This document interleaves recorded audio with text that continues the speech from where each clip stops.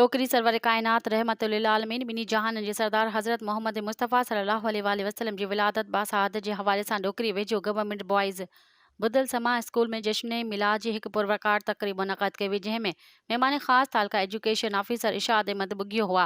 Programme में main school डोकरी जा उस्ताद मुश्ताक अहमद जुणेजो, हाकिम जुणेजो ऐं बदल समूह स्कूल जो हेड मास्टर नंगर अली तहीम फहद जुणेजो अहमद केतरनि उस्तादनि समेत स्कूल जे शागिर्दनि ऐं उन जे वालिदैन वॾे अंग में शिरकत कई।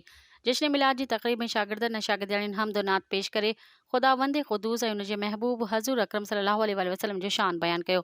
इन मौक़े ते तालका education officer Ishad Ahmed Bugio school ख़िताब कंदे चयो त हज़ूर अकरम सल्लल्लाहु अलैहि वसल्लम जी विलादत जो ॾियारो असां मुसलमाननि लाइ ईद ॾियारे खां बि वधीक अहमियत रखे थो।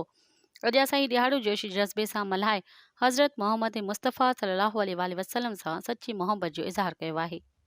मज़ीद ख़बरनि ऐं तफ़सीलात लाइ विज़िट कयो असांजी वेबसाइट www.awamiNewsHD.com ऐं ॾिसंदा रहो अवामी न्यूज़ HD।